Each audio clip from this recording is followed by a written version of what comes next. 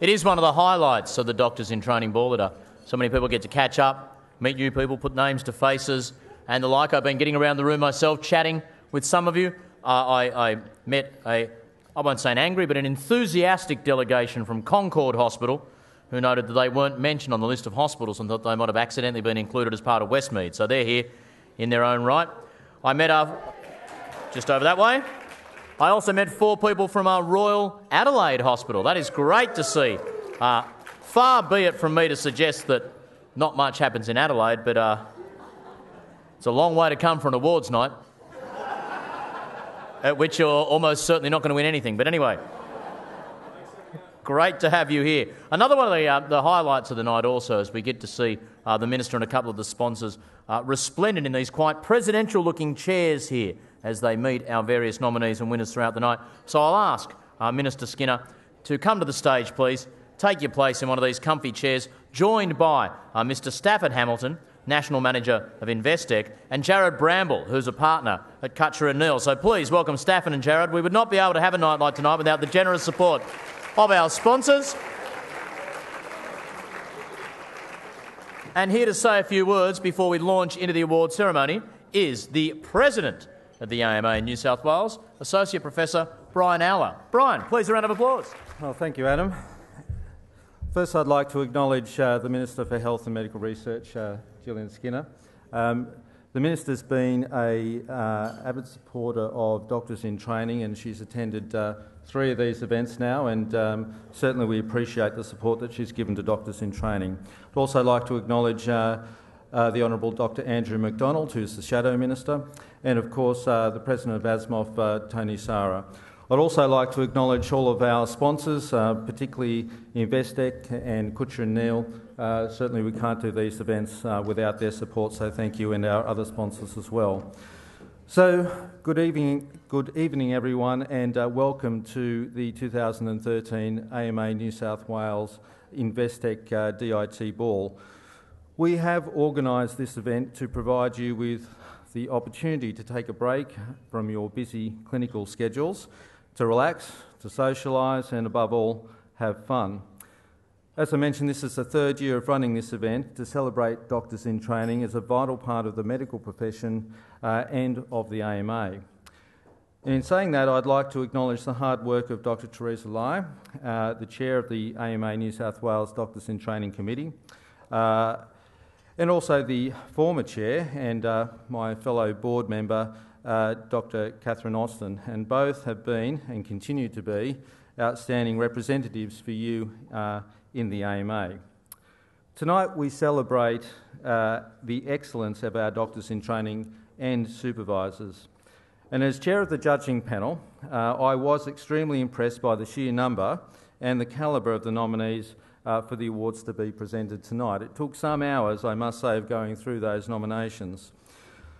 So the high standard did make the task of judging very difficult, and while we can only award 3 nominees, I offer my sincerest congratulations to all 90 doctors who were nominated. Each one of you is a true testament to what it means to be a member of the medical profession. I'd like to make special mention of Dr Saxon Smith, who is also our Vice President, and Dr Catherine Austin, who, as mentioned earlier, was formerly Chair of the Doctors in Training Committee. Both were actually nominated for awards tonight, and it is clear through their nominations and my personal experience of having worked closely with them, they are both extremely deserving of consideration of these awards. However, due to their official positions with the AMA, including as members of AMA New South Wales Board, we decided to exclude them officially, and so we're not having AMA representatives having awards tonight. We can certainly acknowledge, though, that all the nominees, including Saxon and Catherine, are invaluable members of the medical profession. So what I want to say is that what makes me proud to be President of AMA New South Wales is the tremendous work and the care that you provide each day, the care that's provided by you, my colleagues. And as I was told by the late Professor Chris O'Brien when I was actually his intern at RPA quite some years ago, that we are all colleagues. No matter what stage of our careers we might be, we are all colleagues in this medical profession. And so tonight is about celebrating that work as colleagues and as proud members of the profession. So on that note, I'll hand over to Adam, who will announce tonight's recipients of the awards, and congratulations to you all. Thank you. Now, moving on to a very special part of the night, our first award is the JMO of the Year. These are people starting on that lifelong journey with their colleagues in medicine. It was Hippocrates who said, "Wherever the art of medicine is loved, there is also a love of humanity." It was a less exuberant Voltaire who said, "Doctors are men who prescribe medicines of which they know little, to cure diseases of which they know less, in human beings of whom they know nothing." It's obvious, ladies and gentlemen, Voltaire never experienced the quality of practitioners in the New South Wales health system. And of course, when we reflect on the thoughts of R&B superstar and partner of Kim Kardashian, Kanye West, who said, quote, "My music isn't just music, it's medicine," end quote. Another thing becomes obvious. Kanye West is a bit of a wanker. But anyway, that's a technical term, Minister. It is my pleasure to invite to the lectern to say a few words about why they're sponsoring this award, the sponsor of the JMO of the Year, Jarrod Bramble from Cutcher Neale. Jarrod, please. Good evening. Yes, my name is Jarrod Bramble. I'm a partner at Cutcher Neale. We're 7 partners, about 100 staff, and take a keen interest in the AMA and events like this evening. Our focus is on medical practitioners, and we feel our relationship with the AMA is a fantastic one, and really look forward to events like this, and glad to be sponsoring the award. Thank you. Okay. We are lucky to have many of those quality finalists with us tonight, so I will name all of the finalists who are here tonight in each award category. If they want to stand up, and we'll give you a big round of applause, I'll then give a citation for the shortlisted 3 before announcing the winners. So in the category of JMO of the Year, please, we've got Bishay Solomon here, Shanoa from Westnet, Shanoa Holiday from St George, Juan Lee, Coast to Coast, Amanda Venables from Wollongong, Shannon Knott is here from Central West, Elise Marler from Bankers and Campers, Andrew Sachaworski, from North Shore, Jenny Lauschke from Hunter, New England, Deshan Sabaratnam from the Inner West, Philip Butler from Concord, all be upstanding, don't be shy please, Vekram Sambasivam from Southwestern, Penny Wilcox from Hornsby, Daniel Fry from Eastern, and Ronald Chung from the Central Coast. They're all upstanding. Give them a round of applause. Congratulations to all of you. Well done.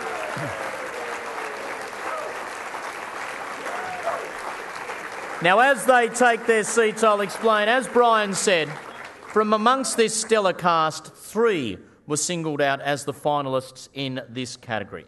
And the finalists are Dr. Jenny Lauschke from John Hunter Hospital. Jenny's described as an excellent team player with displayed skills across all the fields in which she operates: clinical care, research, education, and of course those much-loved administrative matters. Jenny has been particularly active in supporting her fellow JMOs in the Hunter New England area, including a term as Vice President of the Hunter New England Resident Medical Officers Association. She's been extensively involved in academic research and has won multiple awards and prizes. Also a very active volunteer. Amongst other things, she's undertaken voluntary ophthalmology work over a number of years in rural New South Wales and the Pilbara-Kimberley regions. She's flown back from her work in the Solomon Islands, especially to be at the ball. So it's great to have her here tonight. Big round of applause, please, for Dr. Jenny Lauschke.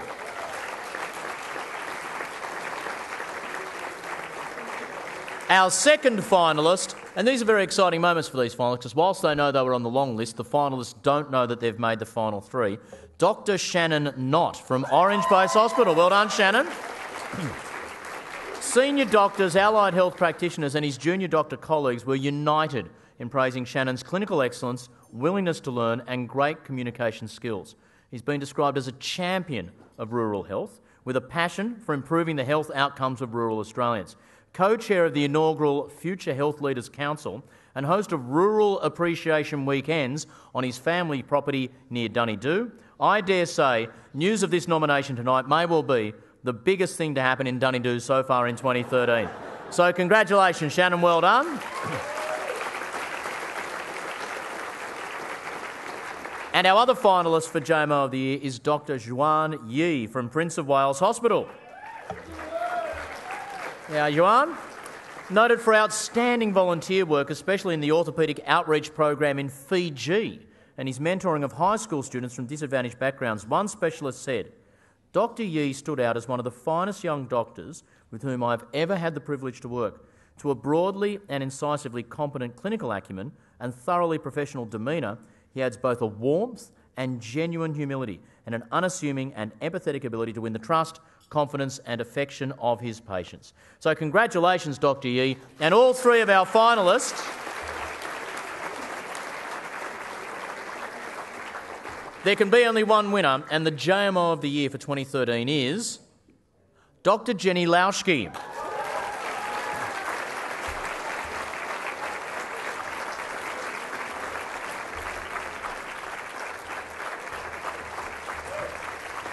Come on forward, Jenny.